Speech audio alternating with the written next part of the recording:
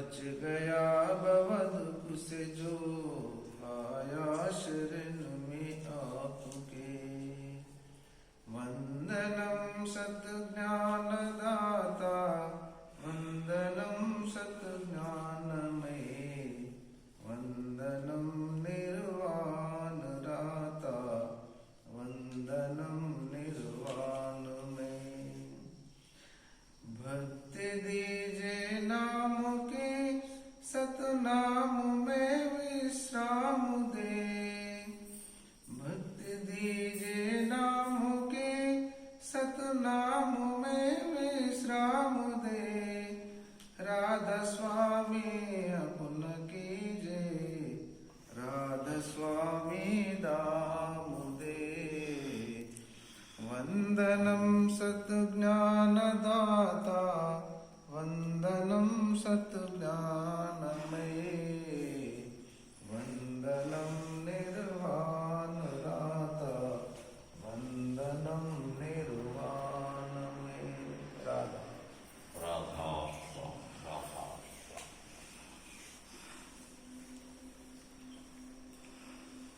చాలా చక్కటి శబ్దం. వందనము గురుదేవమూర్తి అలాగనే ఇది కూడా గురుస్తుతి. ఈ శబ్దం గురుస్తుతి. గురువుని కోరుతున్నా, అభ్యర్థిస్తున్నా, ప్రాధేయపడుతున్నా విధానం గురించి చెప్పినటువంటి శబ్దం. గురు మహారాజ్, నాకు ఏమీ అవసరం లేదు, ఒక నిర్వాణ పదాన్ని ఇవ్వండి. నిర్వాణ పదము అంటే ఏంటి? నిర్వాణము అంటే మళ్ళా ఇంకోసారి జన్మకు రాకుండా అనంతమైనటువంటి శక్తిలో లీనమవ్వటమే నిర్వాణం. ఈ నిర్యాణము వేరు, నిర్వాణము వేరు. నిర్యాణము అంటే మరణం, నిర్వాణము అని అంటే అనంతమైనటువంటి ఆ శక్తిలో కలిసేటువంటి మరణం తర్వాత కానీ మరణానికి ముందు కానీ జరిగేటువంటి ప్రయాణంలో, ఆధ్యాత్మిక ప్రయాణంలో ఆ యొక్క అనంతమైనటువంటి శక్తితోటి కలిసేటువంటి విధానం ఏదైతే ఉందో దాన్నే ఏమంటారు? నిర్వాణము. ఇది బౌద్ధులు ఉపయోగించారు మొట్టమొదట. గౌతమ బుద్ధుడు ఉపయోగించిన పదం నిర్వాణం. ఒక్కొక్క గురువు ఒక్కొక్క రకమైనటువంటి పదాలు పెడతారు. కైవల్యము అని అంటారు, నిర్వాణము అంటారు, పరమపద సిద్ధి అని అంటారు. ఇవన్నీ ఒక్కొక్క మతంలో ఒక్కొక్క గురువు దగ్గర ఒక్కొక్క రకమైనటువంటి పదం వాడతారు. కానీ అంతిమైనటువంటి ఉద్దేశము, దాంట్లో ఉండేటువంటి అర్థము ఏమిటంటే అనంతమైనటువంటి చైతన్య శక్తిలో కలిసిపోవాలి. ఇప్పుడు సాధారణంగా మనం నేను అని అంటాం, ఐ. కానీ ఈ ఐలు చిన్న చిన్న ఐలు మనయన్నీ, వీటికి అన్నింటినీ సృష్టించినటువంటి పెద్ద ఐలు నేను. ఆ నేనులో ఈ చిన్న ఐలన్నీ పోయి కలిసిపోవాలి. ఆ పెద్ద ఐ ఏదైతే ఉందో అదే పరమతత్వం. అన్నీ ఆ పరమతత్వం నుంచి వచ్చినాయి. మనం అనుకుంటాం ప్రపంచంలో సృష్టింపబడిన ప్రతి సజీవ నిర్జీవ సకల చరాచర సృష్టి ఏదైతే ఉందో ఇది ఆ పరాత్పర తత్పరుని యొక్క చైతన్య శక్తి నుంచే ఇది ఉద్భవించింది, మరొకటి కాదు. అయితే ఇక్కడ ఈ సృష్టి క్రమంలో అంచెలంచెలుగా ఆఖరికి మానవుడి దశ వచ్చింది. సునో ఈ ఒక్కొక్క స్థాయిలో ఒక్కొక్క ఏమున్నది అంటే చైతన్య శక్తి ఉంటుంది. ఈ పరమ చైతన్య శక్తి వరకు పోవటానికి రాధాస్వామిలో ఇది తుర్యావస్థ నుంచి పై స్థాయి, తుర్యావస్థ సే और ऊपर. అయితే మొట్టమొదటి వానల్లో ప్రాణుల్లో కనుక చూసినట్లయితే వాటిల్లో అసలు ఏమీ తెలియనటువంటి స్థితి ఉంటుంది, జడస్థితి ఉంటుంది. మొట్టమొదటి జడస్థితి నుంచి కొద్దిగా చైతన్యం, ఆ తర్వాత ఇంకా కొద్దిగా చైతన్యం, అక్కడికి వచ్చేటప్పటికి వృక్షాలు, కీటకాల నుంచి ఈ చేపలు ఇవన్నీ తయారైపోతాయి. ఆ తర్వాత ఏమైనా క్షీరదాలు పాలిచ్చే జంతువుల దగ్గర వస్తుంది. ఈ చైతన్య శక్తిలో మనం చూస్తూ పోయినట్లయితే ఒక్కొక్క స్థాయిలో ఒక్కొక్క రకమైనటువంటి ఆవరణలు ఏర్పడి ఆఖరికి వచ్చేటప్పటికి మానవుడిలో విచక్షణా శక్తి అనేది భగవంతుడు ఏర్పాటు చేశాడు. మిగిలిన జంతువులన్నిటికీ కూడా విచక్షణా శక్తి అనేది లేదు, కేవలం మానవుడికి ఇవ్వబడదు. ఈ విచక్షణ శక్తి, ఈ జ్ఞానము, ఈ చైతన్య శక్తి తెలుసుకునేది మొత్తం కూడా భగవంతుడు ఏర్పాటు చేసింది ఎవరిలో అంటే highest creation in the world, that is human being, మానవుడు. ఆ మానవుడికి ఇవ్వబడ్డది ఆ చైతన్య శక్తి. ఆ చైతన్య శక్తిలో అతను మళ్ళా భగవంతుడిలో కలిసిపోయే అంత శక్తి ఇచ్చేశాడు. ఎట్లిచ్చాడు భగవంతుడు? మిగిలినటువంటి జీవజాలం ఏదైతే ఉన్నదో, మొత్తం జంతుజాలం, జీవజాలం ఏదైతే ఉన్నదో, ఇవన్నీ కూడా చైతన్య శక్తి అంత పరిపక్వమైన చైతన్య శక్తిలోకి వెళ్ళలే. మానవుడికి మాత్రమే ఆ చైతన్య శక్తి ఇవ్వబడ్డది. మానవుడు మాత్రమే దాన్ని మొత్తం విచక్షణ జ్ఞానంతో, తన యొక్క బుద్ధితోటి, తన యొక్క తార్కిక శక్తితోటి, తన యొక్క విచక్షణ శక్తితోటి ఆ భగవంతుడిని కనుక్కునేటువంటి స్థాయి మానవుడికి ఉంది. ఎక్కడి నుంచి అయితే మనం వచ్చినామో, ఏ ధార నుంచి అయితే పై నుంచి వచ్చామో, ఆ ధారకే మళ్ళా మనం పట్టుకొని కింద నుంచి మళ్ళీ పైకి పోవాలి. అంటే ఎప్పుడైతే మనము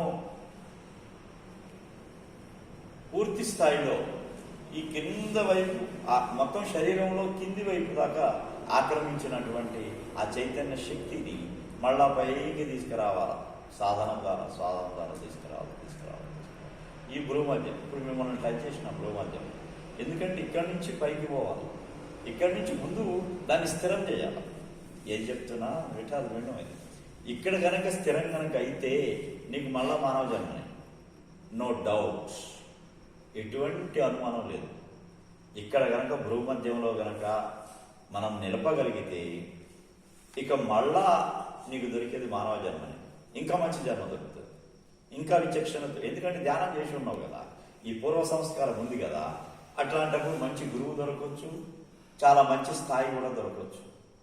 అప్పుడు ఎప్పుడు కూడా నీ యొక్క మనసులో ఏముంటుంది అని అంటే కేవలం ఆ భగవంతుడిని దర్శించుకోవాలా, ఆ స్థాయికి వెళ్ళిపోవాలా, ఆ చైతన్య శక్తిని ఇంకా పోవాలి అనేది సంస్కారం తగులుతుంది. అందుకని అందరు రాలేరు సత్సంగానికి. కొంతమంది ఎందుకు వస్తారు అని అంటే ఆ చైతన్య శక్తి పూర్వం వాళ్ళలో ఉంటుంది, అది పట్టుకొస్తుంది అన్నారు. అది పట్టుకొచ్చి ముందుకు తీసుకుపోతూ ఉంటారు. అయితే ఈ చైతన్య శక్తి యొక్క ఎంత బలం ఉంటుందంటే దీంట్లో అనేకమైనటువంటి సిద్ధి శక్తులు వచ్చేస్తాయి. రిద్ధి సిద్ధి శక్తులు కూడా వచ్చే అవకాశం ఉంది. వీటి నుంచి మనం కాపాడుకోవాలి. ఎంత శక్తులు వచ్చినా వాటి గేమ్లో కనుక మనం పడ్డామంటే, వాటి యొక్క ఆటలో కనుక మనం నిమగ్నం అయ్యామంటే అవి పైకి పోనీయవి, ఆపేస్తాయి, అంతే, క్లోజ్ చేసేస్తాయి. అందుకనే దీంతో ఈ ధ్యానం, ఈ చైతన్య శక్తితోటి చాలా జాగ్రత్తగా బిహేవ్ చేయాలా, చాలా జాగ్రత్తగా దాన్ని ఉపయోగించుకోవాలి. నీ దగ్గర ఎన్ని శక్తులు ఉన్నా దాన్ని 10 మంది కోసం ఉపయోగించాలి, తన స్వార్థం కోసం ఎప్పుడు ఉపయోగించాలి. తన స్వార్థం కోసం ఎప్పుడు కూడా ఈ శక్తులను ఉపయోగించకూడదు, మంచి కోసం ఉపయోగించాలి. ఏదన్నా ఉన్నా కానీ శక్తుల్లో కూడా రకరకాలు ఉంటాయి. క్షుద్ర శక్తులు ఉంటాయి, మంచి శక్తులు ఉంటాయి. ఈ మంచి శక్తుల్లో 10 మందికి ఉపయోగపడే ఈ శక్తులు ఏవైతే ఉంటాయో వాటిని ఉపయోగించవచ్చు. కానీ అదే కనుక ఇంకో సైడ్కి వెళ్ళిపోయినాం అనుకో, ఇంకా మళ్ళీ నీ స్థాయి కిందికి వెళ్ళిపోతూ ఉంటావు. రోజు కిందికి వెళ్ళిపోతుంది. మళ్ళీ నువ్వు ఎన్ని రోజులు చేసిన ఫలితం ఉండదు. కాబట్టి చాలా జాగ్రత్తగా ఈ సిద్ధి శక్తుల నుంచి, ఈ రకరకాలైనటువంటి శక్తులు మనల్ని కాచుకొని ఉంటాయి అన్నమాట. అవి రెడీగా ఉంటాయి. ఎప్పుడైతే నువ్వు కొద్దిగా లోభము, మోహము ఇట్లాంటివి కనుక నీలో రావటం ప్రారంభమైనవి అంటే అవి అటాక్ చేసేస్తాయి, అవి దాడి చేసేస్తాయి. దాడి చేసేసి కింద దింపేస్తాయి, పక్కకు జరిపేస్తాయి. అందుకనే నేను చెప్తున్నా పటేలా, గురువు అవసరం, నామదానం అవసరం. నామదానం ఇస్తే ఏమవుతుంది అని అంటే గురువు రక్షణ ఉంటుంది. గురువు ఎప్పుడు స్మరణ చేస్తారు కాబట్టి గురువు యొక్క రక్షణ ఉంటుంది. మనం గంట సేపు చేయి, 2 గంటలు చేయి, ఏమైనా చేయి, అది వేరే సంగతి. కానీ గురు రక్షణ అనేది కావాలనుకుంటే నామదానం కంపల్సరీ. మేము అందుకనే చెప్తాం, నామదానం కంపల్సరీ ఉండాలా. నామదానం ఉంటే ఏమవుతుంది అంటే గురు రక్షణ ఉంటుంది బాగా. నువ్వు పక్కకు పోయినా కానీ గురువు ఒక్కసారి నీకు చూడడం వల్ల మళ్ళీ సెట్ అయిపోతాయి, మళ్ళీ క్రమంలోకి వచ్చేస్తాయి. ఇవన్నీ కూడా ఏదో అవుతున్నది అనేది తెలిసిపోతుంది, ఏదో మార్పు వస్తున్నది, ఏదో అవుతుంది అనేది తెలిసిపోతుంది. దాన్ని గురువు సవరిస్తాడు. అందుకని ఈ గురువు యొక్క ప్రాముఖ్యత రాధాస్వామి మతంలో అందుకే ఉంది. మనం ఏది సాధించాలనుకుంటామో, ఏది మనం జీవితంలో అన్నిటికంటే ముఖ్యమైనది, మన జీవితం యొక్క లక్ష్యం ఏదైతే ఉందో, భగవంతుడిని పొందాలని, ఆ చైతన్య శక్తిలో లీనం కావాలనేది శక్తి ఏదైతే ఉందో, ఆ శక్తిని పొందాలంటే గురువు యొక్క శరణులకు రావాల్సింది. రాముడు కృష్ణుల్లో కూడా గురువులు ఉన్నారు. వశిష్ఠుడు ఉన్నాడు, సాందీపని ఉన్నాడు. మరి వాళ్ళు అవతార పురుషులు, వాళ్ళకెందుకు అవసరమైంది గురువు? కబీర్ అంత గొప్ప మహాత్ముడు, ఆయన కూడా గురువు ఉన్నాడు, రామానందుడు ఉన్నాడు. అంటే ఈ గురువు లేకుండా ఎక్కడా ఉండదు. ఉంటారు వాళ్ళు కంపల్సరీ. వాళ్ళు చూసి కాపాడేవాళ్ళు, వాళ్ళని పై స్థాయికి తీసుకుపోయేవాళ్ళు గురువులు ఉంటేనే వాళ్ళు నామదానంలో ఉన్నతమైన స్థానాన్ని పొంది, నామదానం ద్వారా ఉన్నతమైనటువంటి చైతన్య శిఖరానికి ఎక్కే అవకాశం ఉంటుంది. అయితే ఈ చైతన్య శక్తి అనేది ఒక్కొక్క సమయంలో చాలా ఉన్నతమైనటువంటి స్థానాన్ని తీసుకుపోతుంది. ఒక్కొక్కసారి నువ్వెంత ప్రయత్నించినా కానీ ఆ శబ్దం వినిపించదు, ప్రకాశం కనిపించదు. ఒక్కొక్కసారి ఆటోమేటిక్గానే అది అనంతమైనటువంటి ఉన్నతమైనటువంటి స్థాయికి తీసుకుపోతుంది. అక్కడ ఒక్కొక్కసారి రాత్రి 12 గంటల నుంచి 2 గంటల దాకా లోపల మోగుతానే ఉంటుంది, ధ్వని ధ్వని ధ్వని ధ్వని నడుస్తూనే ఉంటుంది. అది ఎప్పుడు వస్తుంది, ఎప్పుడు పోతుంది మన చేతిలో లేదు. మళ్ళీ ఆ కంట్రోల్ మనలో లేదు. వస్తుంది, వెళ్ళిపోతుంది. మైమార్పు స్థితి కూడా అంతే. ఒక్కోసారి ధ్యానం చేసినాము అంటే ఆ మైమార్పు స్థితి వస్తే ఎన్ని గంటలు మౌనంగా ఉంటామో తెలియదు. ఎవరు మాట్లాడినా చికాకు, మాట్లాడదు, కామ్గా ఉండాలి. మైండ్ ఈ యొక్క ఆలోచనలన్నీ కూడా ఆగిపోతాయి. చాలా ప్రశాంతత వచ్చేస్తుంది, చాలా కామ్గా అయిపోతుంది. ఆ స్థితి ఎంతసేపు వస్తాడో పరమాత్మ, గురువు తెలియదు. ఇవన్నీ అనుభవాలే. ఇవన్నీ అనుభవిస్తే కానీ తెలియదు. రాధాస్వామి ఫిలాసఫీ అంతా కూడా అనుభవానికి సంబంధించింది. అనుభవం లేనిది మీరంతా కూడా, అనుభవం కనుక రాకపోయినట్లయితే మీరంతా కూడా ఏమంటాం, నాస్తికులే. భగవంతుడు లేడు మీరు అంటారు, భగవంతుడు ఉన్నాడు, విశ్వాసం ఉంది వాస్తవం. మరి భగవంతుని యొక్క శక్తిని లోపల దర్శనం చేసినావా? చేసినప్పుడు దాని పక్క లోపల దర్శనం కనుక అయితే కనీసం శబ్దం అన్నా వింటే దాని యొక్క లక్ష్యము మనం వైపు, దాని వైపు వెళ్తున్నాము అనేది పక్కా అయిపోతుంది. అప్పుడు భగవంతుని మీద విపరీతమైనటువంటి మనకి ఉత్సాహం ఏర్పడుతుంది, అక్కడికి చేరాలనే దృక్పథం ఏర్పడుతుంది, గట్టి నమ్మకం ఏర్పడుతుంది. ఇటు గురువు పట్ల ఏర్పడుతుంది, అటు భగవత్ శక్తి పట్ల ఏర్పడుతుంది, రెండిట్లో ఏర్పడుతుంది. కాబట్టి ఇది మనం సవరిస్తూ పోవాలి. గురువు సమక్షంలో సవరించుకుంటూ పోవాలి. నీ నిజాయితీగా బతకాలి, న్యాయంగా ఉండాలి, సత్యంతో ప్రయాణం చేయాలి. ఇవన్నీ చేస్తేనే అక్కడ సపోర్ట్ ఉంటుంది, లేకపోతే సపోర్ట్ ఇవ్వదు. సపోర్ట్ దొరకాలి అని అంటే, లోపల ధ్యానానికి మనకు సపోర్ట్ దొరకాలంటే మన నిత్య జీవితంలో చాలా జాగ్రత్తగా మనం జీవనం చేస్తూ ఉండాలా. అనంతరావు మహారాజ్ చెప్తుంటారు, బాగా ఆలస్యంగా వస్తుండంట ఆఫీస్ నుంచి. ఆయన 8-9 గంటలకు కూడా వచ్చేది. ఆ టైంలో వచ్చినప్పుడు వాళ్ళ తల్లి ప్రేమతోటి అడిగేది మహారాజుని, బాబు ఇంత లేట్ అయిపోయింది, ఇంతవరకు ఏం చేస్తున్నావు అని అంటున్నా. అంటే ఊరికేనేం అడుగుతాం, నా పనులుడవా అది ఇదని అంట మహారాజ్. ఆ రోజు ధ్యానంలో కూర్చుంటే అసలు ధ్యానమే కుదరలేదు. చాలా ప్రయత్నం చేసినంట, చాలా ప్రయత్నం చేసినా కానీ అసలు ధ్యానం కుదరలేదు. ఎంతసేపు కూర్చున్నా కానీ ఆ తల్లి నాన్న మాటనే గుర్తొస్తుంది, కానీ ఇంకా వేరేది ఆ మైండ్లో పనిచేయగలిగింది. వెంటనే పోయి తల్లి కాలు పట్టుకొని మొక్కిన తర్వాత మళ్ళా వచ్చి కూర్చొని ధ్యానం చేస్తే మళ్ళా కుదిరింది ధ్యానం. చూడండి ఎట్లా ఉంటుంది. ఎంత కటువుగా ఆమె ప్రేమతోటి మాట్లాడితే నువ్వు కటువుగా జవాబిచ్చావు. ఆమె ప్రేమని నువ్వు తిరస్కరించను, భగవంతుడిని ధ్యానాన్ని తిరస్కరించేసి.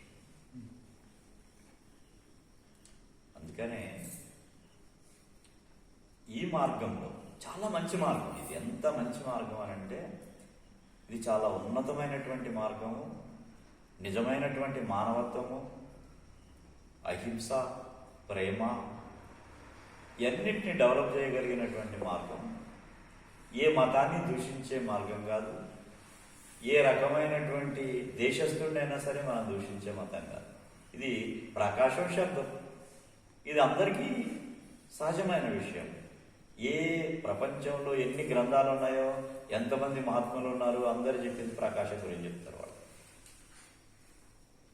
బైబిల్లో కూడా శబ్దం గురించి చెప్పాడు యేసు. మహమ్మద్ ప్రవక్త కూడా నూరు అంటాడు, ప్రకాశం గురించి చెప్తాడు. నువ్వు ఏ గ్రంథాలన్నా తీసుకో, గౌతమ బుద్ధుడు కానీ లేకపోతే ఆయన మహావీరుడు కానీ ఎవరైనా సరే తీసుకోండి, ఈ 2 అంశాలు లేకుండా అసలు ఆధ్యాత్మిక చింతన లేదు. शब्द और प्रकाश, शब्द को सुनना, प्रकाश को देखना, सुरति और निरति। सुरति और शब्द को सुन के ऊपर जाना, और निरति वो प्रकाश को देखना, क्या हो रहा है उधर, क्या प्रकाश में क्या हो रहा है, कैसा आ रहा है प्रकाश, क्या क्या दृश्य हमारा सामने आ रहा है. ఇది నిరతి. సురతి అంటే వినేది. దీన్ని భజన్ అని కూడా అంటారు. ఏమంటారు? భజన్. ఈ భజన్ బయట భజన్ కాదు. మన వాళ్ళంతా కూడా ఈ లోపల ఉండేటువంటి శబ్దాలకే, ఈ ఘంటా ధ్వని, ఈ శంకు ధ్వని, ఇవన్నీ లోపల వినిపించే ధ్వనులు, వీటికి కాపీ చేసిన తర్వాత వీళ్ళంతా ఈ మహాత్ములు ఇప్పటిది కాదు. ఇది మానవ చరిత్ర నుంచి వచ్చిన మహర్షులు, మహాత్ములు, గొప్పవాళ్ళు, వాళ్ళు అన్నీ కూడా చేసినటువంటి పనులు. దానికి ప్రతికల్పన వీళ్ళు చేసేసండి. ఈ ఘంటాధ్వని, శంకుధ్వని ఇవన్నీ కూడా లోపల ఉండే ధ్వనులు అవి. అయితే ఈ ధ్వని ఒక్కొక్క స్థాయిలో ఒక్కొక్క రకంగా అనిపిస్తూ ఉంటుంది. మొట్టమొదట మాకు ఆ ఘంటా ధ్వని వినిపించినప్పుడు, ఆ ఘంటా ధ్వనిలో ఎట్లా ఉంటుండనంటే, అది మనం ఎక్కడ వినమా ఆ గంట ధ్వని. ఆ గంట ధ్వని బయట కూడా ఆ సౌండ్ కంపేర్ చేయలేము, దాన్ని పోల్చలేము మనం, అట్లా ఉంటుంది. కాకపోతే ఆఖరికి మనం అనొచ్చు గంట ధ్వని లాగా వినిపిస్తుంది అది. ఓంకారం కూడా అంతే. మనం బయట ఓం అంటాం కదా, లోపల ధ్వని ఓంకారము లాగా అనిపిస్తుంది, అంతేగాని కంప్లీట్ మనం అనుకునేట్లా వినిపించదు, వేరే విధంగా ఉంటుంది. అది ఆ ధ్వని వేరు, ఆ మధురం వేరు, ఆ శబ్దం జుంకారం వేరు ఉంటుంది లోపల. ఇది పై స్థాయి వరకు వెళ్తా ఉంటే ఒక్కొక్క శబ్దం ఒక్కొక్క రకంగా కనిపిస్తుంది, దృశ్యాలు కనిపిస్తుంటే, ప్రకాశం కనిపిస్తూ ఉంటుంది లోపల. అయితే వీటితోటి మనము చాలా జాగ్రత్తగా వ్యవహరించినప్పుడే ఆ యొక్క శక్తి మన దగ్గర ఉంటుంది. ఇప్పుడు గురువు దగ్గరికి వెళ్ళి ఆయనకు నమస్కరించి ఆయనకు మనము సమర్పణ చేస్తాం. ఈ సమర్పణ అనేది అసలు ఏ సిద్ధాంతంలో అయినా సరే సమర్పణ లేనిదే అసలు ఎవరు కూడా, ఏ శిష్యుడు కూడా గొప్పవాడు కాలేడు. ఆయనకు కుదరదు, ధ్యానం కుదరదు. शिष्य को ऐसा चाहिए, गुरु को सब कुछ ले. गुरु को ऐसा चाहिए, शिष्य कुछ न ले. ఇట్లుంటేనే గురు శిష్యుల సంబంధమయ్యా. ఆ శిష్యుడు నాకు ఏం తెచ్చిండు, లేకపోతే ఆయన ఎంత ఇస్తున్నాడు, నాకు ఎంత ప్రేమ ఆయనకి ఇవ్వాలి, ఇది కాదు. ప్రేమ ఇచ్చేది తీసుకునేది అయితే ఇది అన్కండిషనల్ లవ్. రాధాస్వామి మతంలో ఉండేటువంటి ప్రేమ కానీ, యేసుక్రీస్తు చెప్పేటువంటి ప్రేమ కానీ, ప్రపంచంలో ఏ ప్రేమ గురించి చెప్పేది కానీ, ఇది ఏమీ కోరనటువంటి ప్రేమ. అన్కండిషనల్ లవ్ అంటారు. ఏమి షరతులు లేనటువంటి ప్రేమ. నాకు ఇది ఇస్తే నేను ఇది ఇస్తా, వ్యాపారం కాదు. Love, cosmic love. మొత్తం ప్రపంచంలో చరాచర సృష్టిని ప్రేమించాలా, ప్రతి మానవుని ప్రేమించాలా, ప్రతి ప్రకృతిలో ఉండేటువంటి ప్రతి వాటిని మనం ప్రేమించగలగాలి. ధ్యానం చేస్తూ పోతే అదే జరుగుతుంది. విఠాలు సున్నితమైపోతుంది. మైండ్ అంతా కూడా ఏమైపోతుంది, చాలా సున్నితమైపోతుంది, చాలా సున్నితంగా మారిపోతుంది. అయితే ఇది మనము గురువు ఆధ్వర్యంలో కనుక చేసినట్లయితే మనకు కొన్ని రోజుల్లో దాని రిజల్ట్ తెలుస్తుంది. నిజాయితీగా ఉంటాయి. మనం చేసేది చేస్తాం, అలా చెప్తాడు, మనం చేసేది చేద్దాం అనుకుంటే సపోర్ట్ ఇయ్యదు. ఇది మొత్తం యూనివర్స్ అంతా సపోర్ట్ ఇవ్వాలి. శంకర్ గౌడ్ మొత్తం ప్రపంచంలో ఉండే అస్తిత్వం అంటుంది. ఎగ్జిస్టెన్స్ ఇంగ్లీష్లో. ఎగ్జిస్టెన్స్ అంటే మొత్తం ప్రపంచంలో ఉండేటువంటి సర్వశక్తులు నీకు సపోర్ట్ చేయాలి. సపోర్ట్ చేస్తేనే నీ లోపల స్థితి పైకి పోవటం నీకు కలుస్తుంది. లేకపోతే కలవదు. Acceptance of universe. యూనివర్స్ మొత్తం సపోర్ట్ చేస్తుంది. నువ్వు కూడా యూనివర్స్ని మొత్తం ప్రేమిస్తూ ఉన్నప్పుడే, నువ్వు మొత్తం ఈ విశ్వాన్ని ప్రేమిస్తూ ఉన్నప్పుడు, ప్రతి ఒక్కరిని ప్రేమిస్తున్నప్పుడు, ప్రతి ఒక్క జంతుజాలాన్ని ప్రేమిస్తూ పోయినప్పుడు నీకు విశ్వం యొక్క సపోర్ట్ నీకు వస్తుంది. The universe will support you. Then will you grow.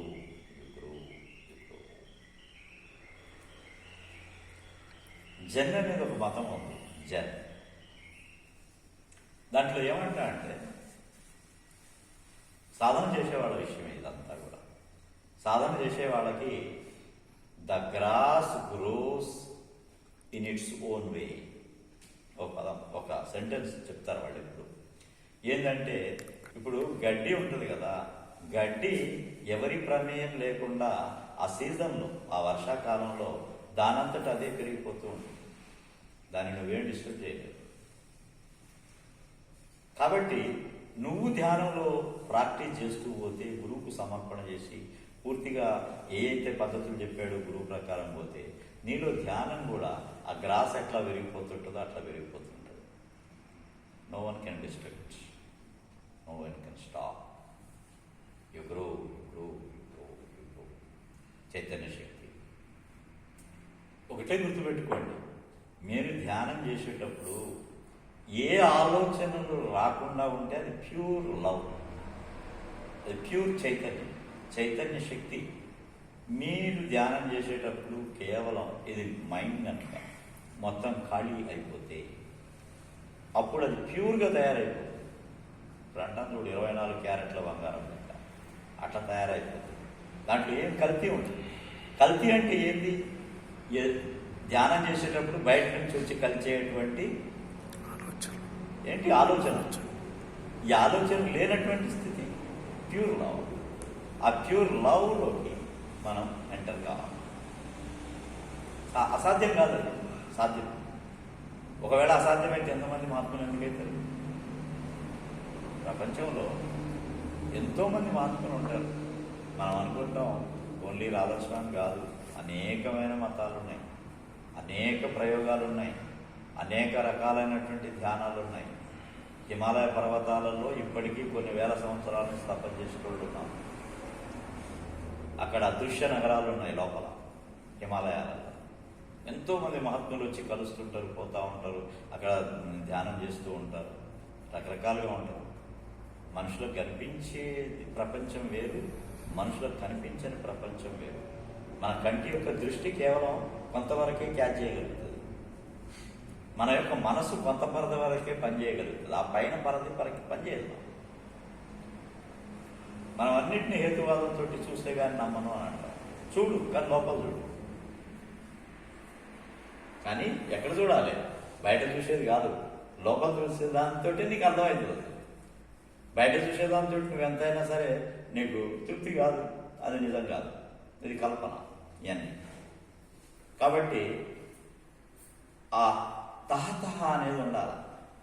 ఏముండాలి? అది పొందాలి తప్పకుండా. ఆ స్థితికి వెళ్ళాలి. నేను గురువుకి పూర్తి శరణాగతి అయిపోతా, ఆయన ఏం చెప్తే దాని ప్రకారం ఫాలో అవుతా అనే దృఢ నిశ్చయం కనుకుంటే నీలో తప్పకుండా ఆ శక్తి ప్రవేశిస్తుంది, నిన్ను పైకి కూడా తీసుకొని వెళ్తుంది. అసలు జీవనం యొక్క ముఖ్యమైన లక్ష్యమే సాధించడం కోసం భగవంతుడు అందరికీ ఇచ్చిండు. ఏమి ఇప్పుడు దొంగకి, వాడు తాగుబోతులకి మనం అనుకుంటాం వాడు ఎంత చెడ్డవాడు అని. వాడు చేసిన కర్మలకు వాడు అనుభవిస్తున్నాడు, అది వేరే. కానీ వాడిలో ఉండే శక్తి ఉంది లోపల. ఆయనకి శక్తి లేదని అనటానికి లేదు. ఆ చైతన్య శక్తి ఎప్పుడు బయటకు వస్తుందో తెలియదు, ఎప్పుడు ఆయన మహాత్ముడు అవుతాడో తెలియదు, ఎప్పుడు మహాత్ముడిగా ఉన్నవాడు కింద పడిపోతాడో కూడా తెలియదు. అర్థమైందా? చాలా సున్నితంగా ఉంటుంది. కాబట్టి మనం నిరంతర ప్రయత్నం ఇది. ఒక్కరోజుతో అయ్యేది కాదు. ఒకరోజు చేసేసి నేను ఇవాళ గంట సేపు కూర్చున్నా, నేను ధ్యానంలో అది ఇది అనుకోని అవన్నీ వస్తాయి. ఒక గంట సేపు కాదు, 2 గంటలు కాదు, 3 గంటలు కాదు.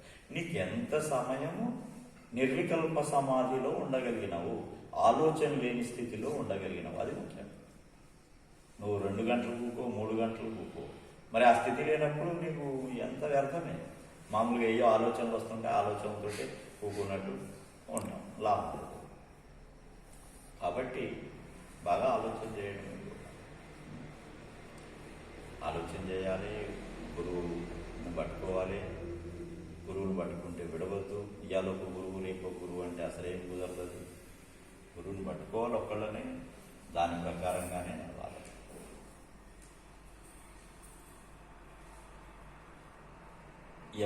ఇంకోటి ఏంటంటే ఎవరి ప్రయత్నం వాళ్ళది, ఎవరి కర్మ వాళ్ళమంటే ఉండదు. మనం ఎంత ఇది చేసినా, ఎవరు ధ్యానం చేసి వాళ్ళంతటా వాళ్ళు పై స్థాయికి పోవాల్సిందే, చైతన్య శక్తిలోకి పోవాల్సిందే. ఇక నా తమ్ముడు చేసిండు నేను చెయ్య, లేకపోతే మా తల్లిదండ్రులు చేసుకున్నాను, వాళ్ళకి మీకు ఏం సంబంధం లేదు. యుద్ధం ఆఖరికి ఏం చేసిండంటే భగవంతుడు నిన్ను ఈ భూమి మీదకి పంపి నీ పాత కర్మలను బట్టి అక్కడ ఉంచాడు, ఆ ఇంట్లో ఉంచాడు, అంతే. వాళ్ళకి మీకు బాహ్య సంబంధమే కానీ అంతర్ సంబంధం లేదు. మనం అందరూ మనవాళ్లే అంటే మనవాళ్లే కాదలేదు. బహిర్ముఖంగా అందరు మనవాళ్లే, కానీ అంతర్ముఖంగా ఎవరికి వాళ్ళే ధ్యానం చేయాలి, వాళ్ళే సాధించుకోవాలి, వాళ్ళకే పరమాత్మ. ఎంత సమయం టైం 6:30. ఎంత టైం అయింది? 29 minutes. అయితే మీ అందరికీ మా ఆశీర్వాదం. నిజమైన స్థితిలోకి రావాలని నా కోరిక. ఇది కూడా నిజమైన స్థితికి రావాలని మా కోరిక. అంటే ఇది స్వార్థం లేని కోరిక. మేము స్వార్థంతో ఏ పని చేయట్లే, మీకోసమే మేమున్నాం. ప్రతి సత్సంగానికి మేము వస్తాం. ఇక్కడ అంత దూరం నుంచి కూడా వస్తాం, మీకు కావాల్సిన చేస్తాం. కానీ మధ్యలో కనుక మీరు ఎవరైనా సరే నన్ను పిలవాలనుకుంటే మీ సొంత వెహికల్స్ తీసుకొని రావాలి, తీసుకుపోవాలి. ఇది విధానం. ఎందుకంటే ఒక్కసారి అందరికీ మేము సహాయం చేస్తాం. కానీ తర్వాత మీ ప్రాబ్లమ్స్ ఏమన్నా కనుక ఉంటే, ఇంట్లో ప్రాబ్లమ్స్ కానీ లేకపోతే ఏమన్నా సమస్యలు ఉన్నప్పుడు మీరు డైరెక్ట్గా ఇంటికి రావచ్చు, వెహికల్ తీసుకొని ముందే పర్మిషన్ తీసుకొని మీరు తీసుకుపోవచ్చు. అక్కడ ఏం చేయాలో అక్కడ చేసేసి వచ్చే బాధ్యత ప్రతి గురువు మీద ఉంది. నా మీద కాదు, ప్రతి గురువు మీద ఉంది. ఎప్పుడైతే గురువు పదవి ఇచ్చినరో అన్ని త్యాగం చేయాలా. ఈ త్యాగం చేయని గురువు ఎందుకయ్యా? త్యాగం చేయాలి. గురువు అంటేనే త్యాగం. ఆయన అక్కడి నుంచి ఇష్టపెట్టి ఇక్కడికి ఎందుకు వచ్చాడు? ఆయనకి లేదా ఇల్లు లేదా, లేకపోతే పొలాలు లేవా, ఉద్యోగం లేదా, అన్ని ఇష్టపెట్టి ఇక్కడ ఎందుకు వచ్చిండు? ఆయన వచ్చిండైతే స్థాపించిండు, ఒక గొప్ప శక్తిని ఇక్కడ నిర్మాణం చేసిండు ఆయన. మా ఆనందరావు మహారాజ్ గురువు గారు ఆడ నుంచి ఊరు తిరుగుకుంటా అంతా కూడా సత్సంగాలు ఇస్తూ పోతుంది. ఆయనకి ఎవరైనా పిలిచినా కానీ ఇంటికి వచ్చి ఆయన దోలుకొని పోతేనే వస్తుండే, లేకపోతే రాకుండా. మీరు ఇక్కడ సత్సంగం చేసినా కానీ ఆయన ఇంటికి తీసుకుపోయి తోలుకొని రావాలి. కానీ రానని అనుకుంటా. చూడు, గురువు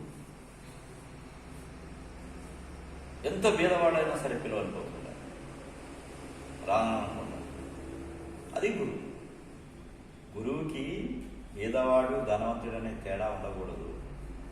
గురువు అంటే అందరి గురువు. కొంతమందికే గురువు కాదు, అందరికీ గురువు. కాకపోతే కొంతమంది మీద ఎక్కువ ప్రేమ చేస్తూ ఉంటారు. వాళ్ళు కూడా అంత ప్రేమ గురువు ఇవ్వాల్సి వస్తుంది. దాంట్లో మళ్ళా ఇదేముండదు. కానీ అందరి మీద సమదృష్టి ఉంటుంది గురువుకి. అందరినీ కూడా బాగుపరచాలా. వీడు మన దగ్గర సత్సంగానికి వచ్చిండ్రు, వీళ్ళ యొక్క బలాయికేలియే, వాళ్ళ యొక్క అభివృద్ధి కోసము, వాళ్ళ యొక్క శాంతి కోసము, వాళ్ళ యొక్క ఆధ్యాత్మిక అభివృద్ధి కోసమే పనిచేయాలి. అట్లా చేసిన వాళ్ళు అట్లా చేయాలి కూడా, నిస్వార్థంగా చేయాలి. సరే, అందరికీ రాధా